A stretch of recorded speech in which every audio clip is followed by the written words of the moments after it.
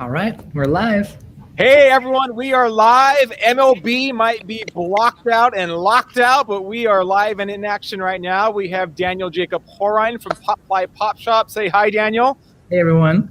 And of course, we have three-time All-Star, 3,000 hit club member, hit a home run when he was 18 years old in the MLB, Gold Glove winner, two-time MVP, greatest Brewer of all time, Hall of Famer Robin Yount.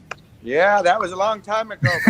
But thank you for not not forgetting. You had to look that up in the archives, I'm sure. But thanks. No, we'll get into our memories. You were formative for us growing up in the 80s and the 90s. If you are new to Pop Fly Pop Shop, every week Daniel creates a cover. It is a comic book style cover, and it is only available for 1 week. But Mr. Yount, you are not a rookie Pop Fly. You are a rare collect group that has been on 2 covers. So Daniel, if you could first show the one that is retired. So this is not available. This is sold out and retired forever. This was in the early days before the player collaborations. So Mr. Yount, how did you hear about this? How did it get brought up to you on your radar? What was your reaction? Are you talking about this original? Yeah, this first one. Issue?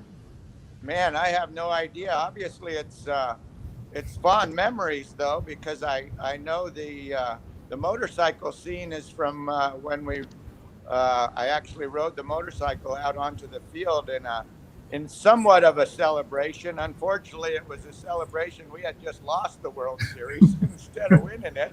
But the fans of Milwaukee are such fantastic fans that we celebrated anyhow. And that scene on the motorcycle is from that. Certainly the fondest memory of my baseball career. Yeah, you did knock out my Angels that year, I believe. Yeah.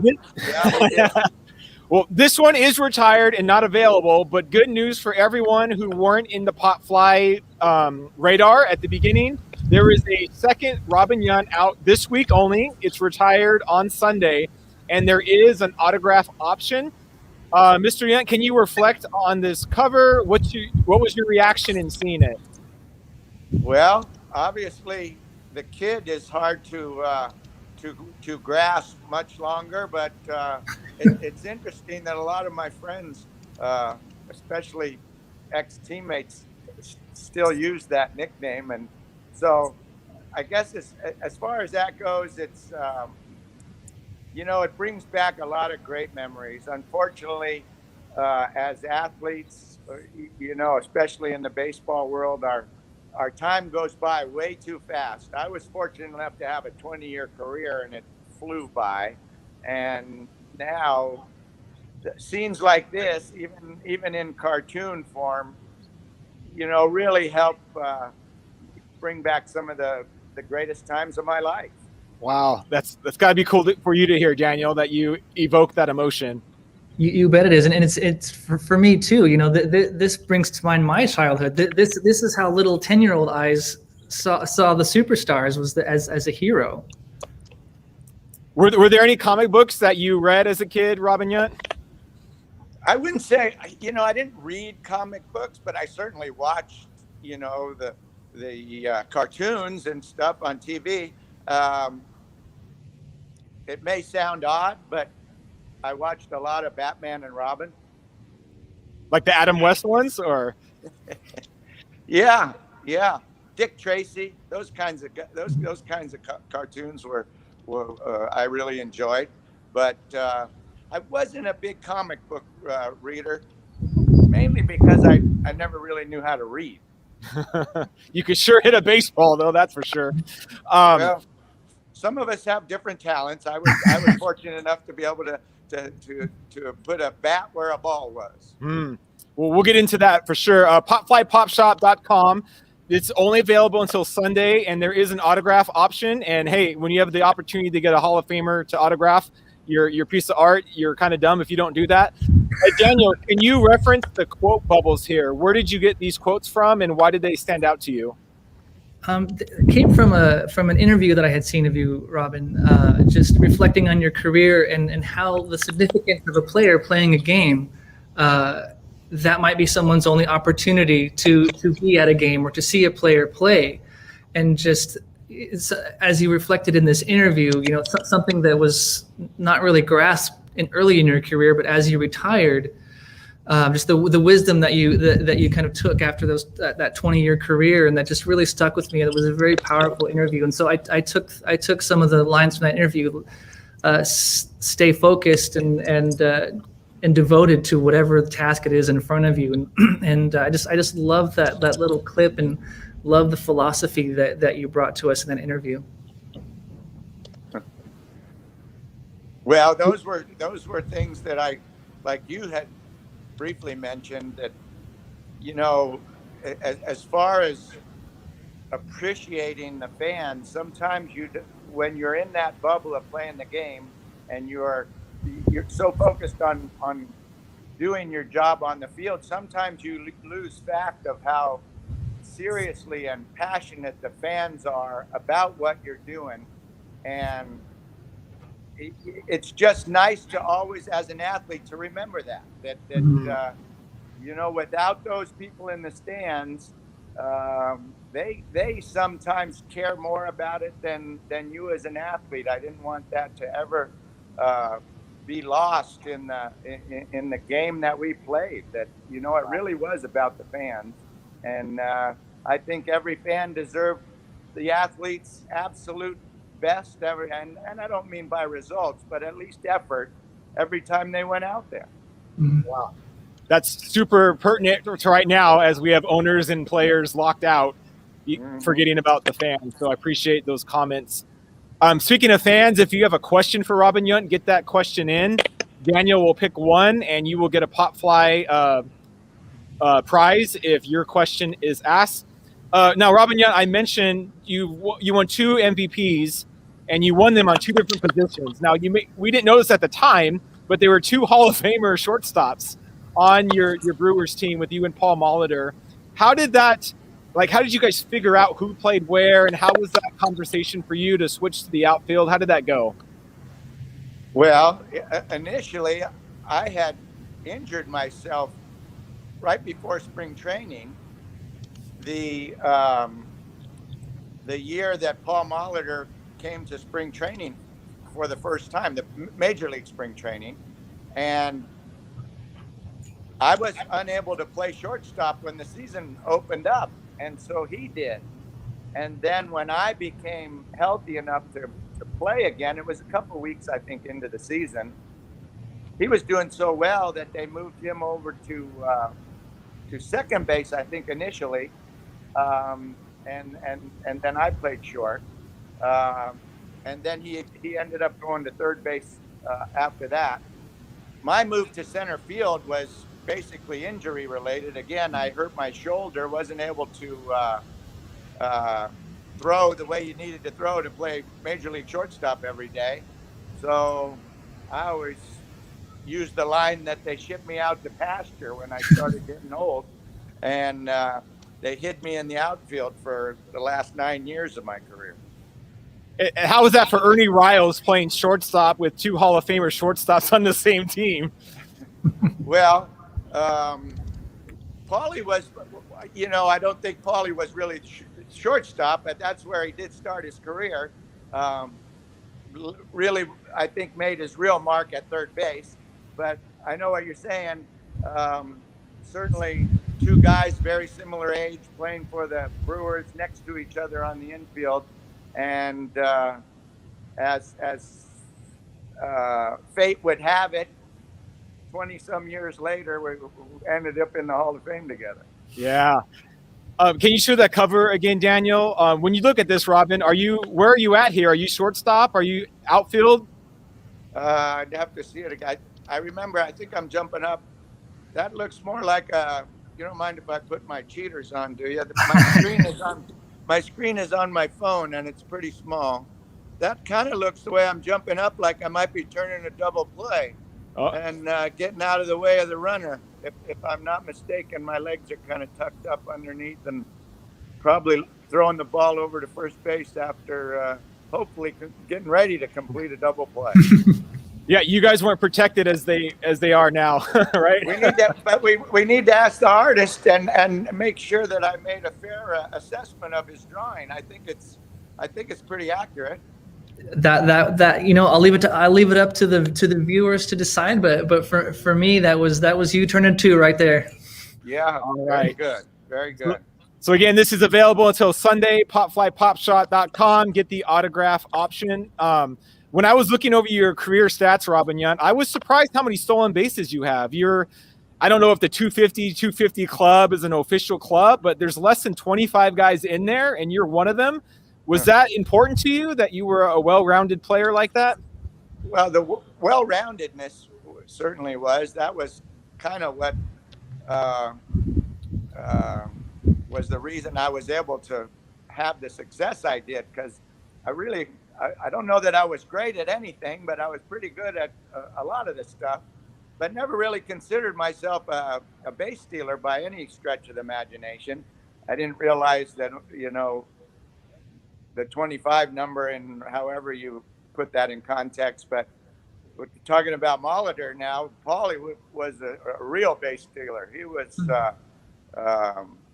legitimate. And it's funny, many times we had signs between the two of us, because he hit in front of me, and when he was on first base, I was, not always, but most of the time, knew when he was gonna steal, and oftentimes would let him go, so that if we were able to get an advantage somehow when he was on second base, we would take that. So wow. If I knew he was running, I didn't swing, because I knew he was going to make it.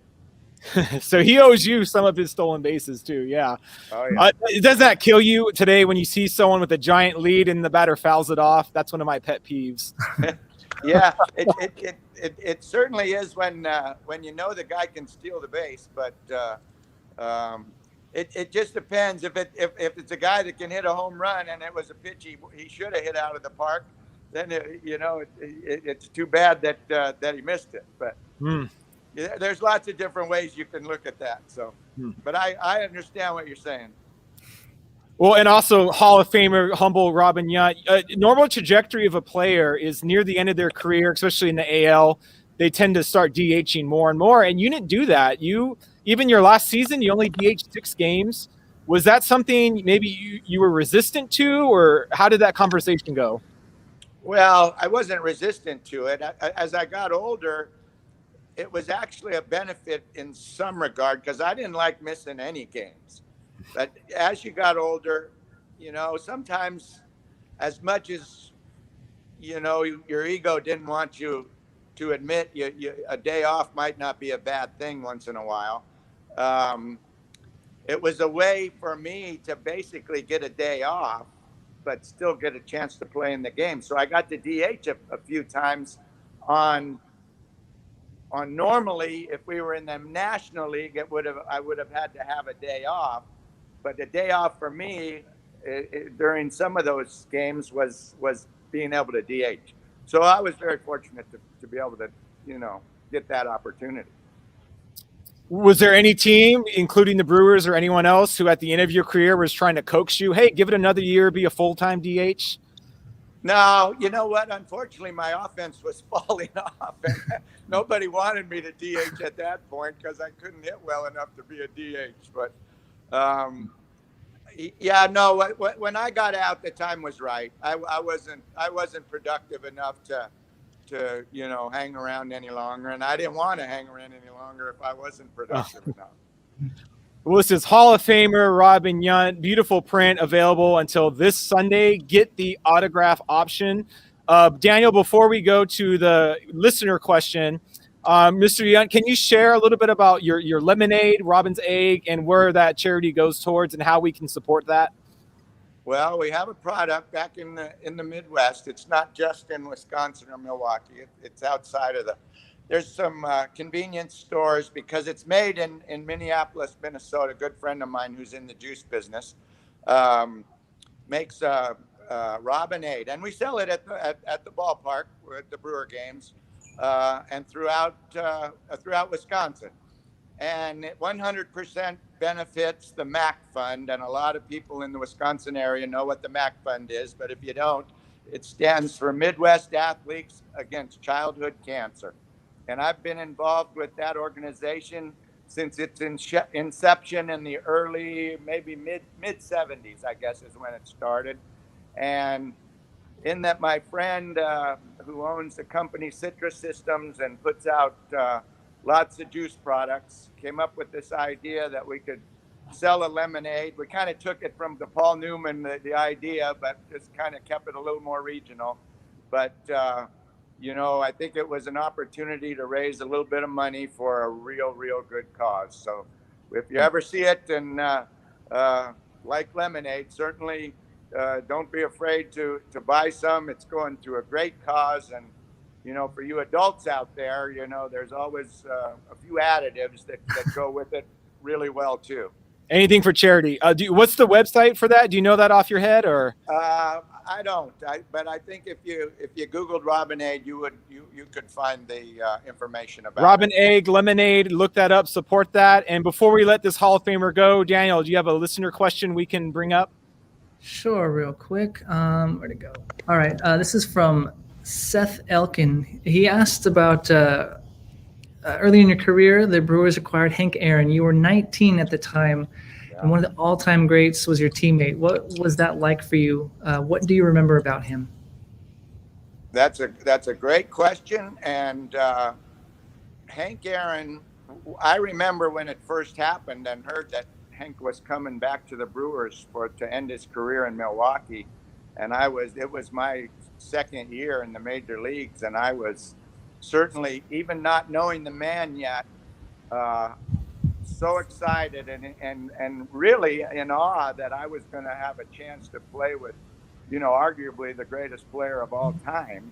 And I certainly was not disappointed when I became an actual teammate of his. He was, what's interesting about Hank, I don't remember him ever one time giving me any real instruction about playing the game. But if you just watch the man go about his business, the way he acted, the way he treated people, the greatest player of all time was just another teammate and a guy that everybody looked up to. But you realize the greatest player in the world had the same respect for everybody else out there, from the top player in the league to the clubhouse kids. Everybody, he treated everybody the same. And it was a huge learning experience for a young kid just coming to the major leagues to watch Hank Aaron go about his business. And I learned more from that. And then I was so lucky to stay friends with him throughout the rest of his life. Unfortunately, we lost him just not too long ago. But he and I we really hit it off well. Even after our careers were over, we would run into each other at different things, more often in Milwaukee, but sometimes other events, certainly in the Hall of Fame. And it was just such an honor and a pleasure to be around not only the greatest player, in my mind, that played the game, but one of the greatest people that you could ever want to know. So, when Hank passed, we lost a great person. Well, Robin Yount, thank you for being willing to sign some of these prints. A lot of teams, you can debate forever who's the greatest of that team of all time. Brewers is not one of those. Clearly, Robin Yount is the face of the franchise. Thank you for your career, for your swing, for your charitable work. Buy some Robin Egg Lemonade and go to Popfly Pop Shop and buy one of these sweet prints with the autograph. Daniel, you can stick around, please. Robin Yount, thank you for your time today on this Thursday. You're welcome. My pleasure. You guys are very nice. Thanks a lot. Thank you. Okay. Bye-bye. Bye. Hall of Famer, but on two pop flies. So let's see. There's Hank, Dale, and Robin. Is that it? Yep, Hank, Dale, and Robin. Actually, interesting talking about Hank Aaron. Hank Aaron on two pop flies, Robin on two pop flies. Yes, awesome. So that's probably my first question: is what led you back to Robin Yount? It's a good question. Robin, let me back up. So 1989. I always, in my mind, this project lives in 1989, and that's if there was ever a moment, a peak of just of the joys of being a kid, of interest in baseball and baseball cards and comic books. It was 1989, like the 1989 Topps. Still to see those packs still has all the warm fuzzies in my heart. It very much like connect to that time. In 1989, that was Robin's second MVP year, so he was certainly on my radar in a big way. When I first started Pop Fly, not before it even got any sort of traction, he was like maybe the second or third drawing I did. I released it much later, but when I'm thinking about baseball players, when I'm reflecting back, Robin Yount is just is clearly up there for me. One of the first players I thought of doing. And then I released the print still early in the project, not really having the chance to connect with these players. When the chance came later on to work with Robin, I'm like, of course I'm going to work with Robin. And I already did that.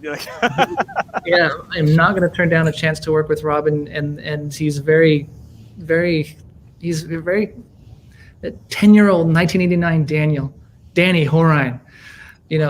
He's there. So I was glad to tell more of the story. Yeah, it's interesting. So you do one of the greatest hitters of all time. And, one, he's on a motorcycle, and the other one, it is confirmed he's playing shortstop. Mm-hmm. What led you to decide to not have him hitting? It's a good question. I think some things are intentional, and some things are just kind of left up to the muse and inspiration. And as I just reflected on this print of what it could be, I don't have a lot of defensive pop flies. A lot of them are, if you're a pitcher, you're throwing a ball. If you're known for your hitting, you're swinging a bat. So it was me taking not so much of a chance, but doing something a little bit different. If you notice too, the background of this is very, very stark and very open. And so I just wanted to do something. Back up again, if you don't mind. Sure. As you talk about it. Sure. That's what I should have been doing the whole time. No. There we go. So it's very, very open. And so I just wanted something new here. And as I kept envisioning it in my head, that's just how it was. And no particular rhyme or reason. He was a great shortstop, so it made sense to elevate him in that way. But no particular reason why I chose this and not the batting. It was just this is where the inspiration led. I think that's what's fun about your project is, he's a Gold Glover, so it's not like he's not a good fielder. Mm-hmm. But if you close your eyes and think you're going to see a Robin Yount poster, mm-hmm. he's hitting. Yeah. He's not riding a motorcycle and he's not playing shortstop. And I love that Pop Fly doesn't always just go to the obvious, but you choose to go a little bit deeper than that. And I thank you for that. And for this one, the first one that I did is, to your point, he's neither hitting nor fielding here. And this particular one was a reminder for me of how localized legends can be. Yes, the world to some extent owns and knows Robin Yount for what he is, but this moment of him celebrating after not winning the World Series, riding around Milwaukee County Stadium, I had no idea, but Milwaukee fans, it's very near and dear to them. And so in doing my research, I found this moment and I learned how important it was to Milwaukee. And but it was just totally off my radar. So that's part of the fun project for me, is I'm learning a lot too. Yeah. And just learning what's important to fans of a certain area that yes, we know Robin Yount, but we might not know this moment of Robin Yount. Yeah, side ancillary, and I love that Brewers logo, and I hate their barley leaf that they have now. Best logo in MLB is the Brewers logo. That's my hot take right there. The glove, that one, yeah. The barley leaf is terrible. I don't know why you give up that fantastic glove MB logo, but it's one of the best logos of all time. I agree. It's so simple, but I think it was years before I even realized it was MB within that glove and ball. Awesome. So, it's funny. He almost word for word now has said what multiple athletes have said to you, which is, when I see the cover, it brings me back to that early stage in my career, and like you can see the emotion kind of come up. That's got to be just the best compliment you could get. Yes, it totally is, and it's interesting, at least for me too, because we grew up at the same time. We grew up practically on the same street, you and I, and so I think you and I, it brings up memories for me, even though I've never seen that comic book wasn't around when I was 10, when we were 10, but we certainly looked up to these athletes as like untouchable superheroes, and I think that's part of the simplicity of this one, is just like those are 10-year-old eyes looking at Robin Yount, and so for me it evokes emotion, and it's awesome to hear that for him it's impactful as well. Yeah. So go to popflypopshop.com. You cannot get the motorcycle one unless you find eBay or someone else selling them on Facebook. This one is available until Sunday. There is a drop-down autograph option, which you're not going to have a chance to get that again. Don't wait in a long line. Just get the Hall of Famer to sign the book. Any insight, Daniel, on what's next? You kind of threw out an idea of it seems like you're starting to ask questions about what else might Popfly dabble in. Mm-hmm. As usual, okay. This is my hem and haw answer every time, and it's not because I don't want to share. It's just because I don't know how the project goes. There's lots of ideas that I'd like to do, lots of things that I'm thinking about, and it's always a surprise. It's a surprise to me often as to what actually gets down there. So I hope to have more collaborations in the future. I like to zig when you're expecting a zag. And just to find those stories, find the interesting characters along with the well-known ones. I asked the Facebook, the Popfly collecting community, if you'd like to join it. It's search for it on Facebook. I asked the community, what would you like to see? And that's me just wanting to listen, wanting to hear what folks would like to see. There's certainly ideas that I have. But I want to do what folks would like to see. So I have, is it NFTs? Is it a coffee table book? I don't know. I have my own ideas, but I want to do what folks want to see. There's a couple questions here. Coffee table book, someone suggested. Football. Mark Bramhall says, do football, different sports. So that's one of the things I'm thinking about. Maybe that would be fun. I'd love to put these in a collection and write something about each one. Who knows? But yeah, I don't. It was funny. I used to be like I want to know who you're doing next, and now I kind of just like Sunday evenings, like being surprised with everybody else. But I do have to ask, next week, you sometimes give a hint, a team, an era. Any hints at all for next week? No, I think the jury is still out for myself. There's several ideas I'm working on, but I'd give more of a hint if I had a firm idea of what I was doing. But the way I operate is I have a lot of ideas kind of going on at the same time, working on a lot of things, and I design a lot in my head, and then when I sit down to execute, it's already sort of thought out, and it's quick because I've been thinking about it all week. Are there any other previous players that you've done that you've thought about doing again in a different style? Yeah, there's certainly more that I'm thinking about. I think there's even if you just picked one player, you've got 10, 15, 20-year careers that you can draw from. So there's a lot of story in even just one player or one team. So there certainly are things I'm thinking about going back to. So I don't think this will be the last time you'll see a player do a Popfly boomerang. Okay, good, because there's some players you've already done that I want to talk to. Okay.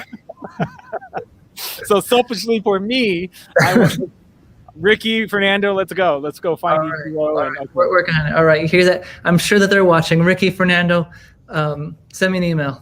Give me a solid. Come on. All right, Daniel, is there any other questions from the audience that you would like to address before you sign off? Jeremy is asking me, when you do collaborations, are you reaching out to the players or are players reaching out to you? How do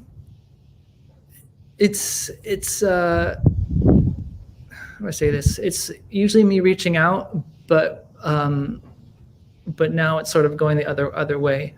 And it's really nice to have people want to be a part of this. And so, we've been doing this a while now, and it's a super honor to have players, line up to do these, and it's amazing. Not what I expected. Not part of my 5-year plan 5 years ago, or even 2 years ago. So, yeah. Yeah, that's got to be affirming when you're not just beating down doors, but people are coming to you saying, "Hey, do my guy, do me. I'm good. I'm a Hall of Famer. Do me." It was. I regret that it was before we were going live, but when you and I were talking to Randy Johnson, he was just going on chatting, and he was like, I was looking at your site, and I was like, why did it take so long to get to me? And it was, I wish I had that recorded for posterity, but to have Hall of Famers, like, why did it take so long? I'm issue number 30 or 40 or whatever number he was. Why weren't I in the top 10 or first 10? So that was a really cool moment that no one knows about except for me, you, and Randy Johnson. I'll confirm that did happen. Yes. All right. I'm going to pitch the Ricky Henderson series where you do like 10 of him on every team he's ever been on. Seriously, like I go back to Ricky. I think he was released number 7, and if there was anyone who was aching for more than one release, it would certainly be Ricky Henderson. There's not only just him as an athlete, but just his persona and his character is just so dialed in for this project. Yes, that